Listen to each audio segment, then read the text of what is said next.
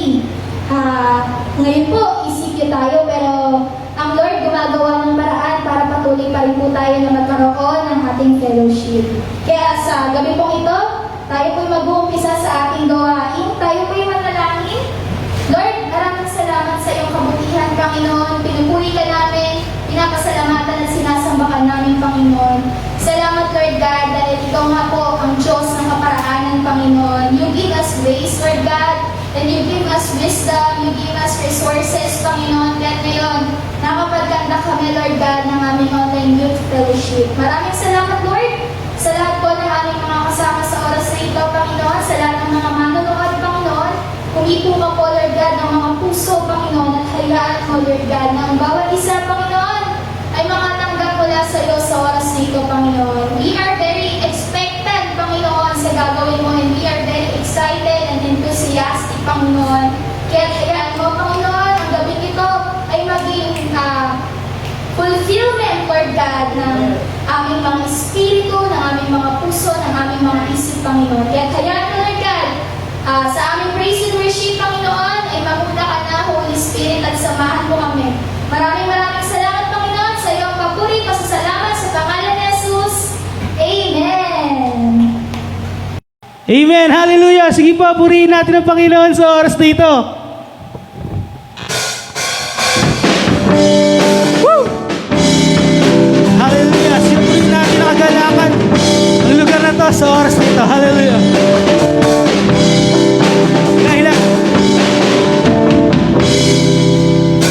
Hilagang timog at kanluran, at sa silangan na iyong makikita, kadakilaan at kalwar at hatian ng ating Diyos na makapangyarihan.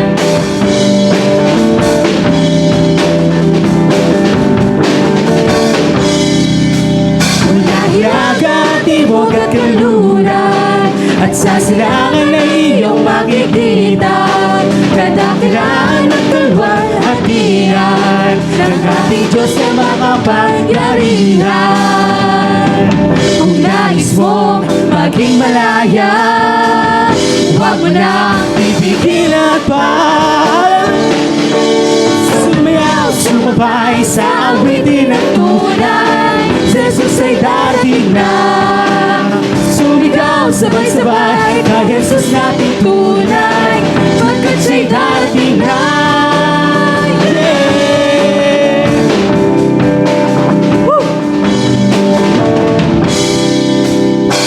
Hilagang timog at kanluran, at sa silangan na iyong makikita, kadakilaan at kalwar at hatian ng ating Diyos na makapangyarihan. Kung nais mo maging malaya, huwag mo nang pipigilan pa. Sumayaw, sumabay sa awitin at tunay, si Jesus ay darating na. Sumigaw, sabay-sabay, kay Jesus natin tunay, pagkat siya'y darating na. Sumayaw, sumabay sa awitin at tunay, si Jesus ay darating na. Sumigaw, sabay-sabay, kay Jesus natin tunay, pagkat siya'y darating na. Yeah! Oh, hallelujah! Kung nais mo maging malaya, huwag mo nang pipigilan pa. Sumayaw, sumabay sa awitin at tunay, si Jesus ay darating na. Sumayaw, sabay-sabay, hallelujah! Jesus natin tunay, pagkat siya'y darating na. Sumayaw, sumabay sa awitin at tunay, si Jesus ay darating na. Sumigaw, sabay-sabay, kay Jesus natin tunay, pagkat siya'y darating na.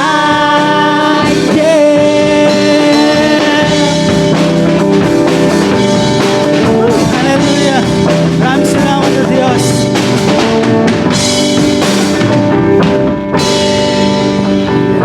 Amen. Hallelujah, Lord God. Lord, We lift up your name, Father God. Yes, Lord God, despite of our hard situations, Panginoon, you've always been there, Panginoon, na patuloy na nagko-comfort sa amin, Panginoon, patuloy na nakakonekta, Lord God, sa buhay ng bawat isa sa amin, Lord God. At ikaw lamang, Panginoon, ang Diyos, Lord God, na patuloy namin, Panginoon, na mapupuntahan, Panginoon, sa kabila ng mga nararanasan namin, Panginoon. Lord God, patuloy ka naming inaawitan, Panginoon, sa araw na ito, Panginoon. Sa iyo lamang ang pinakamataas na papuri, Panginoon. Pagsamba, kaluwalhatian, Panginoon, dahil karapat-dapat ka, Panginoon, napurihin, Panginoon, Lord God. Patuloy naming maranasan, Panginoon, ang presensya mo, Lord God, sa buhay namin. Hallelujah. Patuloy nating awitan ng ating Diyos. Yes, Lord God. Yes, Lord. Feel the presence of God. Hallelujah. Yes, Lord. We offer this song to you, Lord God. Hallelujah. Panginoon, ang nais ko, kagandahan mo ay pagmasdan, di magbabago. Pangako mo, salita mo'y panghawakan, sa iyo lamang matatagpuan, sa iyo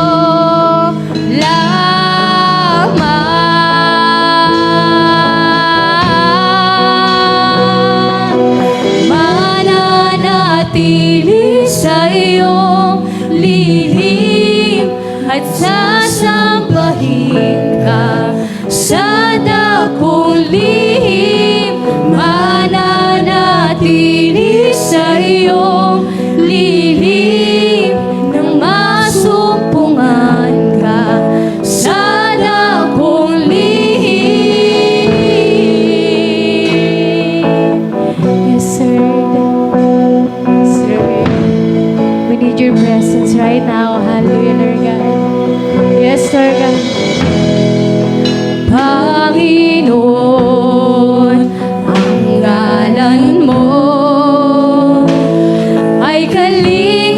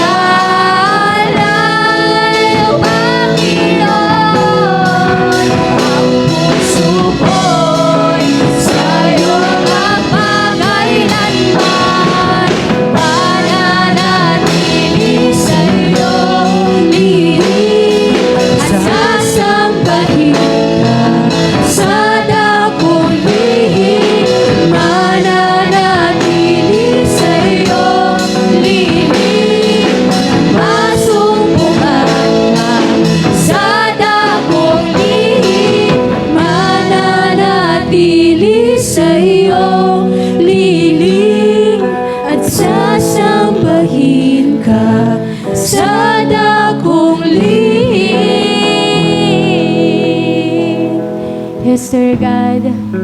Hallelujah. Maraming salamat, Ama, sa pagkakataong ito, Panginoon. Purihin ka, Panginoon. Sambahin ka, Panginoon. In Jesus' name. Amen. Amen. Napakabuti ng ating Panginoon. Tunay nga na tayo'y patuloy na nilalagay niya sa kanyang lilim. Dahil dun sa lilim niya, nandun yung kagalakan, yung pag-ibig, yung pagkakaisa, yung pag-asa. Kaya tayo'y manatili sa ating Panginoon. At sa oras pong ito, tayo po'y makakatunghay, makakanood, makakarinig ng testimonya kung paano ang kabataang ito ay binago ng ating Panginoon. Tunay nga na walang matigas na puso pagdating sa ating Panginoon. Kaya't panoorin po natin ang testimony ng ating mahal na kapatid, Saina Clarice Maceda. Praise God. Dating sinubok ng panahon, ngunit sa biyaya ng Diyos, muli niya akong binabangon. Hindi lang sa pagtangkilik sa mga artista, umiikot ang buhay ko noon. But there is some situation na naging dahilan ng pagkabagsak ko at mawalan ng gana sa buhay. I was bullied before by my classmates to the point na ito ang naging dahilan ng pagkatakot ko sa mga bagay na hindi ko nagagawa kahit gustuhin ko man.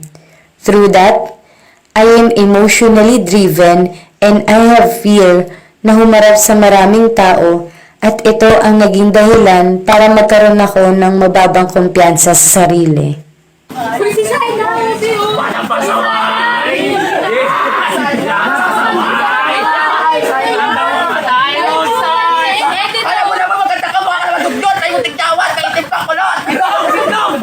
There was a time that because of financial difficulty, hindi ako makakapag-aral. I was so stressed and devastated dahil marami akong gustong i-achieve sa sarili ko pero mukhang hindi matutupad. Na-curious din ako sa ibang bagay.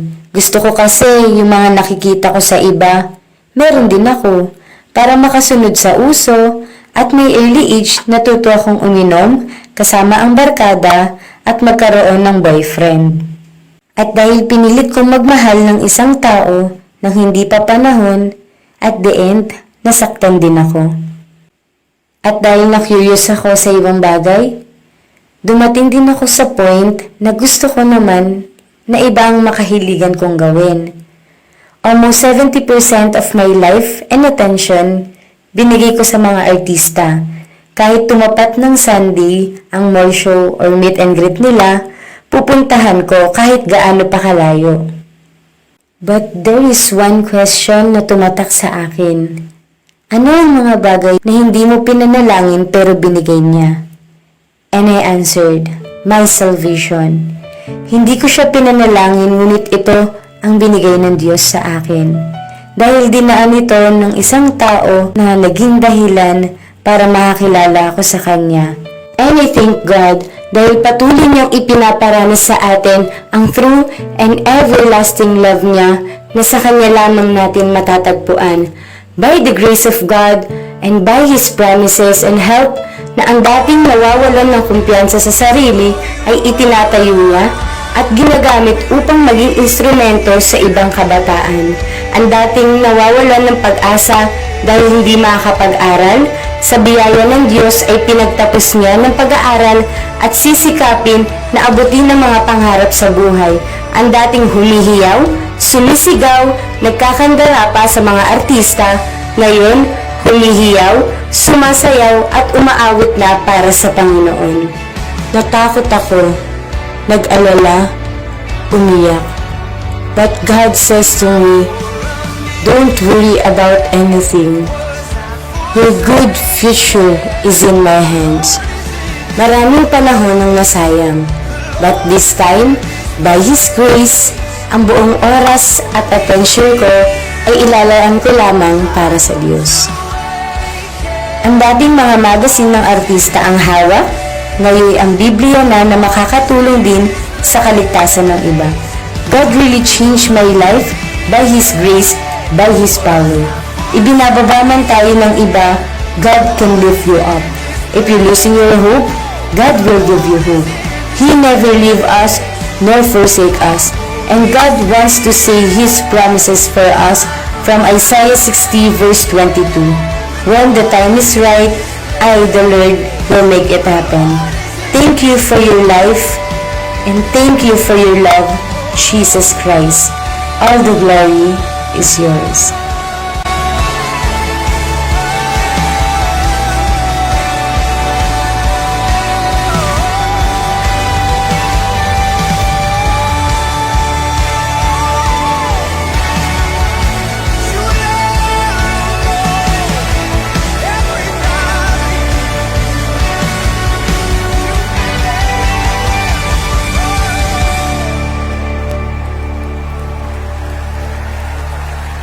Amen! Hallelujah! Nakaka-bless talaga yung mga buhay na binago ng ating Panginoon at isa doon ang ating kapatid na dating fangirl, ngayon ay God's girl. Kaya hayaan po natin sa oras ding ito, ihanda natin ang ating mga puso, ang ating mga isipan sa pagtanggap ng salita ng Panginoon sa oras na ito.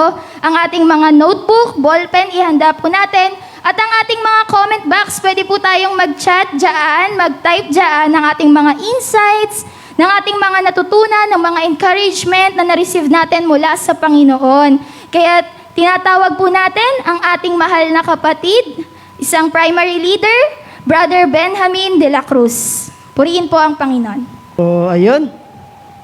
Pinagpalang araw sa inyong lahat at magandang gabi. So, before we start, tayo muna manalangin. Sa mga nanonood, tayo ay pumikit at manalangin.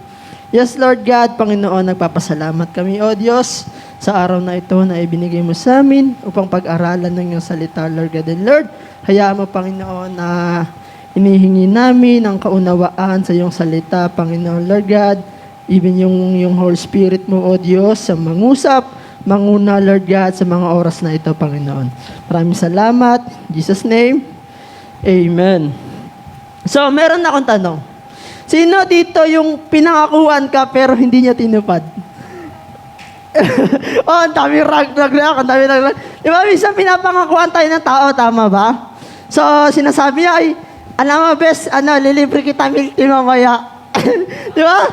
So, ano nangyayari? Kapag minsan umaasa tayo, tama? So, best, lilibre kita ng Jollibee. Sa linggo, magja-Jollibee tayo. Pero 2 weeks na, wala pa rin yung Jollibee. Di ba? So, minsan, merong mga taong nangangako sa atin, pero hindi tinutupad. Oh, so medyo masakit, ha? Masakit. May mga nangangako sa atin, pero hindi nila tinutupad. Amen? So, tayo, minsan kasi pag may nangangako sa atin, tayo, inaasahan natin yon. Bakit? Kasi pinangako niya sa atin, eh. Tama? May nangako sa atin, kaya tayo umasa. Tama? Kapag hindi nila ginawa, yung pangako nila, ano nangyayari? Nasasaktan tayo. Sakit na. Sakit. Amen? So, sino naman dito yung nangako ka sa Lord, pero hindi mo tinupad? Ayan, medyo, ayan. Nasasaktan din si Lord, siyempre, kasi dami mong pinangako sa Kanya, eh. Amen? So, sabi mo, Lord, magdi-devotion ako. Consistent. Bubuuhin ko yung 1 buwan. Amen? Pero, nung tinignan ni leader yung devotion mo, 3 pa lang nakalagay. Minsan, nangangako tayo sa Lord na magdi-devotion tayo, consistent, pero hindi natin ginagawa. Amen? So, minsan, sa cell group, aatin na ako, lagi ng cell group. Amen? So, nangangako tayo sa Diyos na aatin tayo ng cell group, pero mag-iisang buwan na wala ka pa rin sa cell group. Ano kaya nangyari? Amen? Yung mga pangako mo, nagiging bato.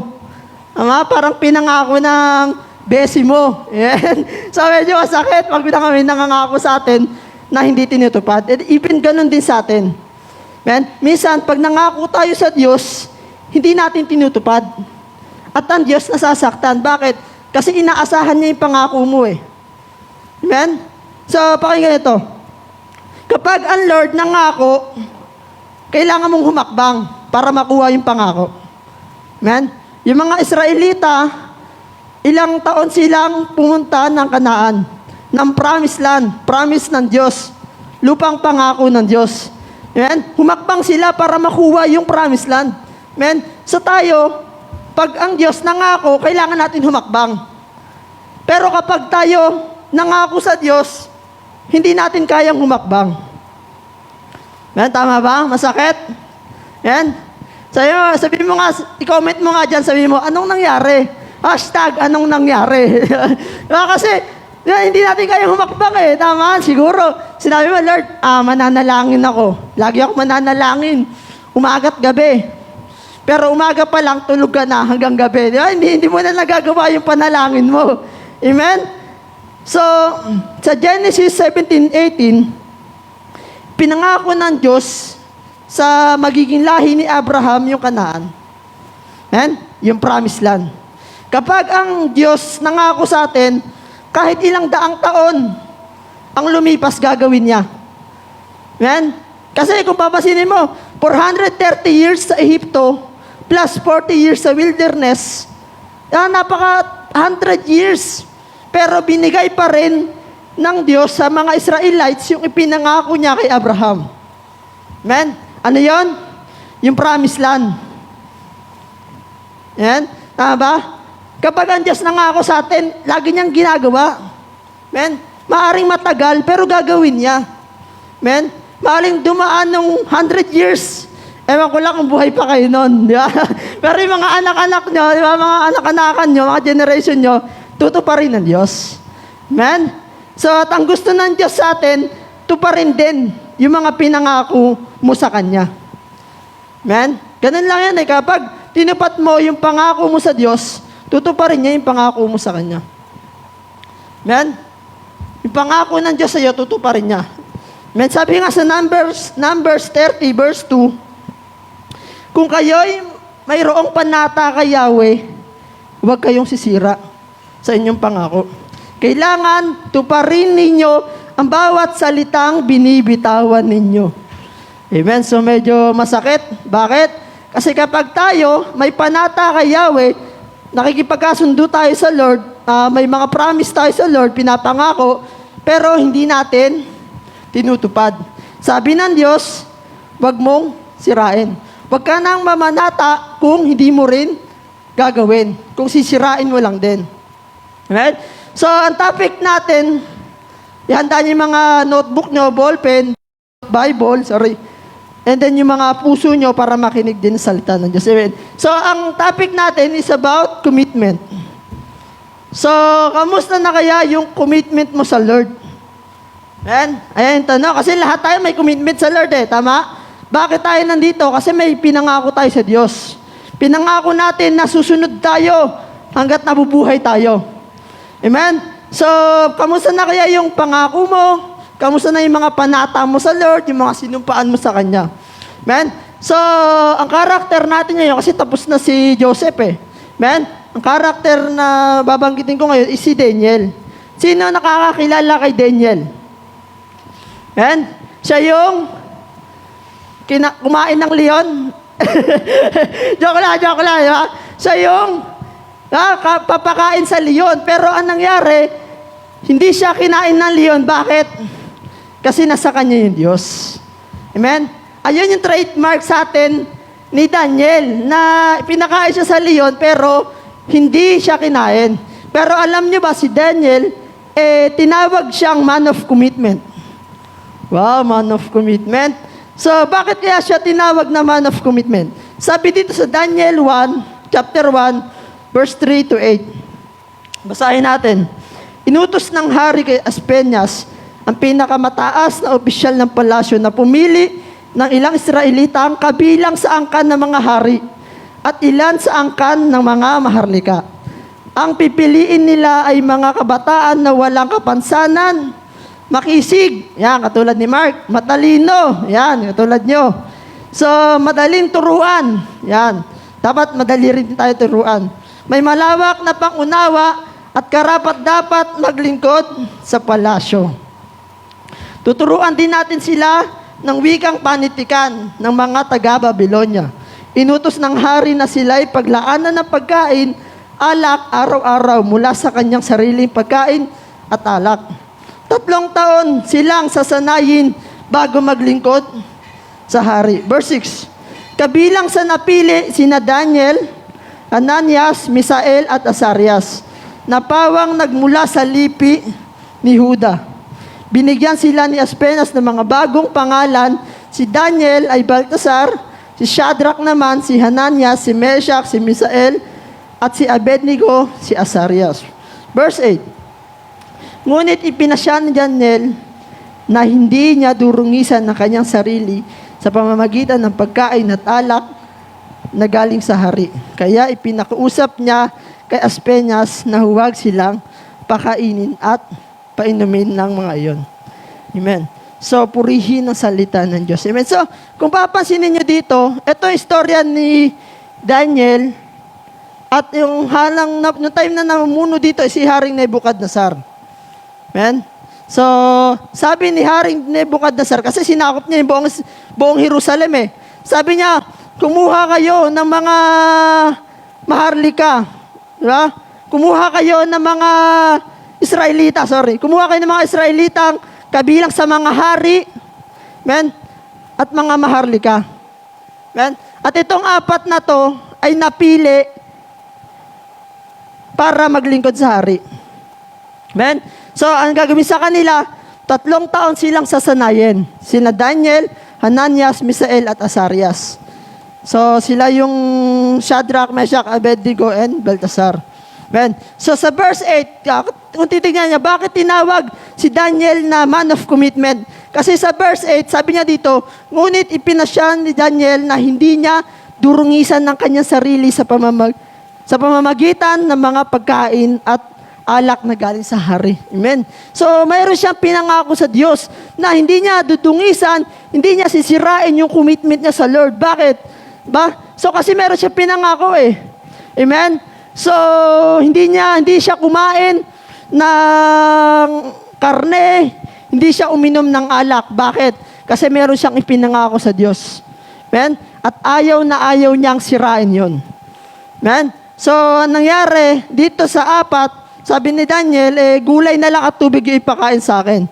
Amen? So, nung time na yan, mas malaki pa yung katawan nila kaysa sa iba na kumain ng karne at alak. Amen? So, bakit mahalaga na mayroon tayong commitment sa Diyos? Amen? So, comment nyo dyan sa comment section, bakit kaya mahalaga na mayroon tayong commitment sa Diyos? Amen? Alam niyo ba, yung commitment natin minsan, nagpapaalala sa atin para sumunod. Tama? So, yung commitment natin minsan, nagpapaalala para magpatuloy sa Diyos. Amen? Kahit na pagod ka na, kahit na hirap ka na, kahit hindi mo na kaya, naalala mo yung pinangako mo sa Diyos na susunod ka habang buhay, magpapatuloy ka pa rin. Bakit? Kasi ito yung pundasyon natin. Ito yung pundasyon natin para magpatuloy sa kalooban niya. Amen? Tulad ng sinabi niya kay Peter, amen? Sabi niya, on this rock I will build my church. Matthew 6:18. Ibig sabihin, tayo yung mga church ng Diyos. Ang church hindi lang ito, kundi tayo. At ang church binubuo ng hindi lang isang pundasyon. Tama? So sabi ng 1 Corinthians 3:10, may ibinigay yung Diyos na pundasyon. Sino yon? Si Jesus Christ. Amen? Ulitin ko, tayo yung church ng Diyos. Amen? Ang church binubuo, hindi lang isa, 2, 4, 5, 5 pundasyon, 5 haligi ang kailangan. Amen? So, itong commitment natin, itong commitment, haligi natin. Amen? Para magpatuloy sa kalooban niya. Amen? So, alam niya ba, bago ka makabuo ng church, kailangan mo muna unahin yung haligi. Tama? At paano gumawa ng haligi? Paano gumawa ng poste? Sa mga construction worker, alam nila to. So, bago ka makagawa ng poste na matibay, nagawa sa bato, nangangailangan ng bakal, buhangin, graba, mga bato, at yung tinatawag nilang forma. So, yung forma gagawa sila ng parang square, parang doon lagayan ng mga halo kung tawagin kapag pinaghalo-halo, halo na. So, ayan, bago ka makabuo. Amen? So, yung gagawin nila doon, hindi naman pwedeng puro graba lang. Hindi pwedeng puro bato lang yung haligi, yung poste. Man, hindi pwedeng puro buhangin. Man, ano mangyayari doon? Guguho yun. Tama? So, ang gagawin nila, pag-aalu-haluin nila yung buhangin, yung semento, yung graba, at ibubuhos nila. Makakagawa sila ng matibay na pundasyon, matibay na poste. Amen? Ganon din tayo sa Lord. Meron mga parang sangkap para mapatibay yung commitment natin sa Lord. At ano yon? So sabi dito, sa commitment with faith. Bakit? Bakit kaya Benji? May faith naman ako Kaya nga ako nangako sa Lord, kahit hindi ko siya nakikita, nag-promise ako sa Kanya, nag-build ako ng commitment May faith ako. Yes, tama, may faith tayong lahat. Pero sabi ng James 2:17, faith without action is dead. Amen? Ganon din yung commitment mo sa Lord. Maaaring nag-commit ka sa Lord, Lord, susunod ako, pero walang gawa. Anong nangyari? Wala rin. Maaaring sinabi mo sa Lord, Lord, magdi-devotion ako. Itong araw na ito, magdi-devotion ako. Pero walang gawa. Hindi mo man lang ginawa, hindi mo man lang naalala. Yung pinangako mo sa Diyos, wala rin. Pag walang action yung commitment natin, wala rin. Men, para ka lang nagsalita sa hangin. Men, ikaw mismo sumira, ikaw mismo kumalimot sa mga ipinangako mo sa Diyos. Men, kaya mahalaga yung action. Men, kailangan natin action sa commitment natin sa Diyos. Men, so bakit kaya? Kasi sinabi dito ni Jen Paul, commitment is an act, not a word. Amen? So, kailangan natin ng action. And pag nangako tayo sa Diyos, kailangan natin action. Amen? Gusto mo umaten ng cell group, attend ka. Amen? Kung gusto mo buuin yung prayer life mo, hindi manalangin ka. Araw-araw manalangin ka. Gusto mong makonsistent yung devotion mo, iti gawin mo. Amen? So, kailangan ng action. Next, commitment with joy. Bakit kaya kailangan ng joy sa commitment? Amen? Bakit kailangan masaya ka? Bakit kailangan masigla ka? Alam niyo ba, darating sa time na mapapagod ka. Darating sa time na susuko ka na. Amen? Pero pag naalala mo yung commitment mo sa Diyos na may kagalakan, magpapatuloy at magpapatuloy ka. Bakit? Kasi sinabi ni Nehemiah 8, chapter 8, verse 10, the joy of the Lord is your strength. Amen?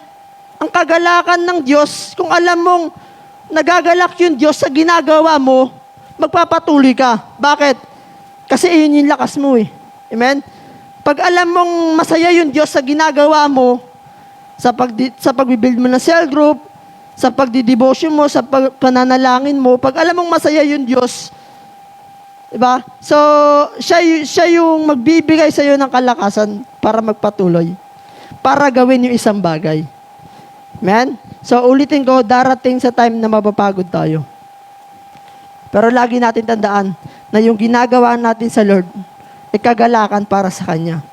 Sabi ni Nehemiah, the joy of the Lord is your strength. Amen? So, next, commitment with perseverance. Sabi dito, to endure to the end. Bakit kailangan ng perseverance sa commitment natin sa Diyos? Bakit? Alam niyo ba, kaya sinabi niyo to endure to the end, kasi dapat yung commitment mo nananatili hanggang dulo. Amen? Nagtitiis ka hanggang dulo. Amen? So, alam niyo ba, yung theologically term ng perseverance, perseverance of the saint. Ibig sabihin, yung salvation natin dapat hindi nawawala. So, sabi ng Roma, regalo yung salvation. Ibig sabihin, diba sabi nga ng Matthew 24:13, but the one who endures to the end will be saved. Amen? Bakit? Kasi iningatan mo Tama? Yung regalong binigay ng Diyos, iningatan mo. Amen? So, hindi ka na napatingin sa pagod, hindi ka na napatingin sa mga gawaan ng away sa iyo. Bakit? Iningatan mo yung salvation Tama? So, ganun din yung commitment. Ang commitment, iniingatan. Ang commitment, tinatago. Hindi siya basta na lang binitawan. Amen? Dapat yung commitment nandun hanggang dulo. Diba?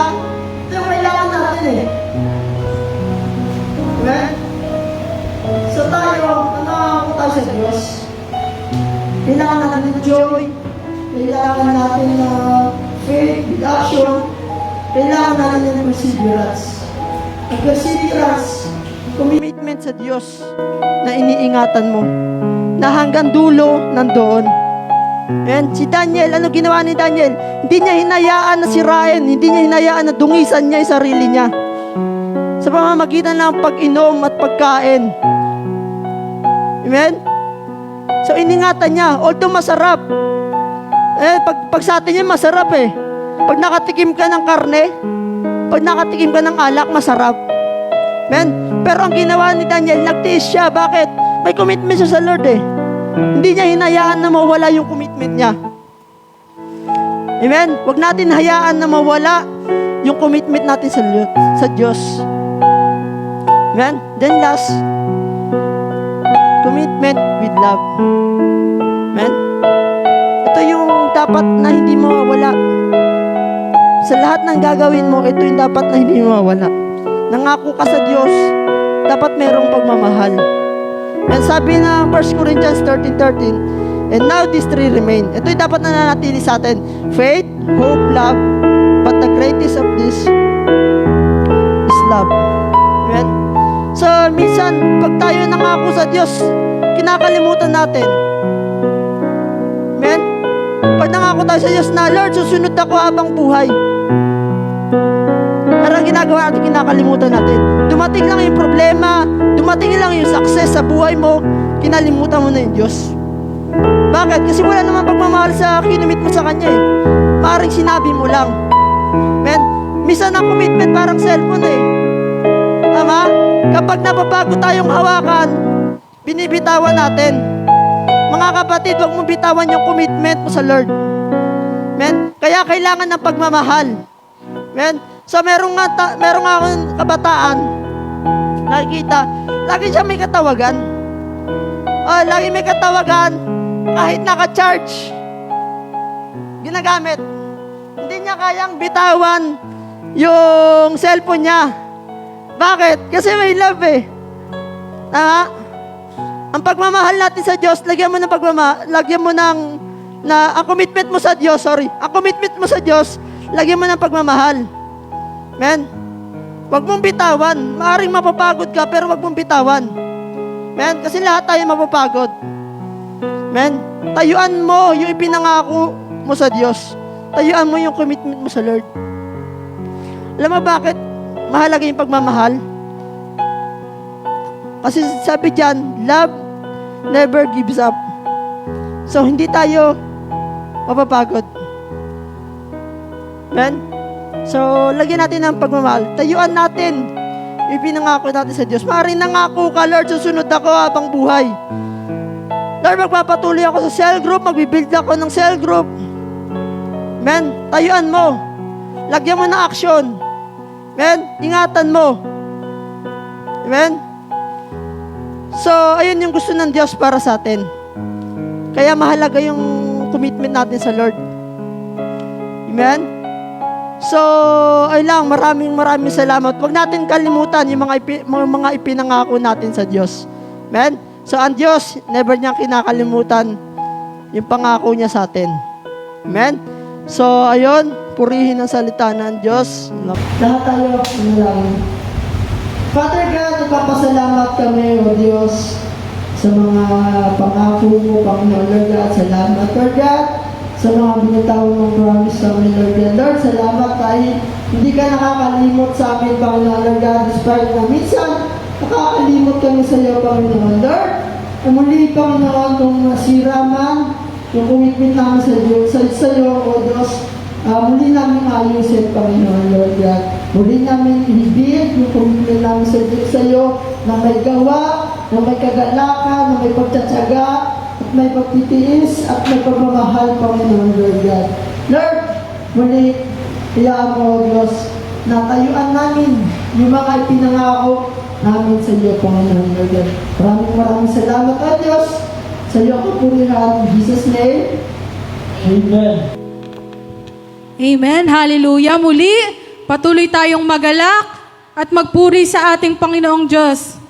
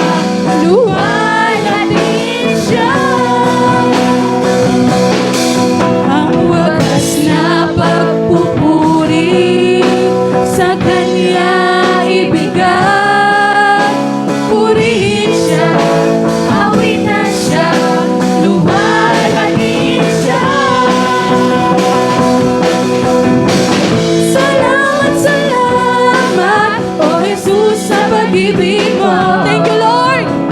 Walang ibang nagmahal sa akin na katulad mo.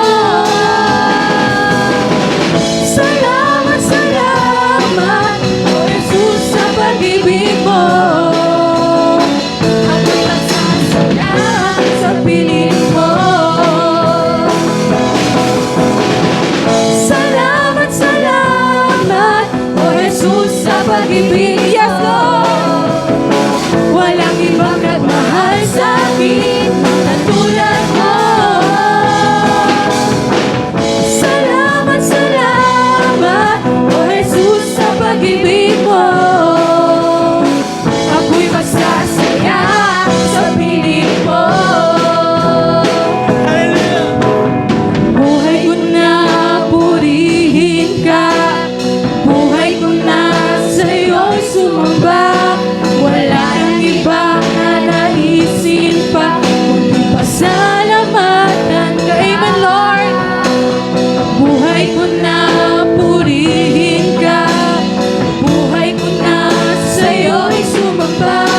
Wala nang ibang nanaisin pa kundi pasalamatan ka. Buhay ko na purihin ka. Buhay ko na sa'yo'y sumamba. Wala nang ibang nanaisin pa kundi pasalamatan ka. Salamat, salamat, O Jesus, sa pag-ibig mo. Thank you, Lord. Walang ibang nagmahal sa akin na katulad mo. Salamat, salamat, O Jesus, sa pag-ibig mo. Ako'y magsasaya sa piling mo. Ako'y magsasaya sa piling mo. Yes, Lord. Hallelujah, Panginoon. Muli, Panginoon, maraming salamat, Panginoon Lord God, sa pag-ibig mo, Panginoon. Sa pag-ibig mo, Panginoon, na hindi nagmamaliw, Panginoon, kailanman, Panginoon Lord God. Maraming salamat, Panginoon Lord God. Muli, pinuspos mo kami ng iyong banal na presensya, ng iyong banal na spirito, Panginoon Lord God. Lord, ikaw lamang ang mataas, mapapurihan, Panginoon, sa aming buhay, Panginoon Lord God. Madakila ka in Jesus' name. Amen.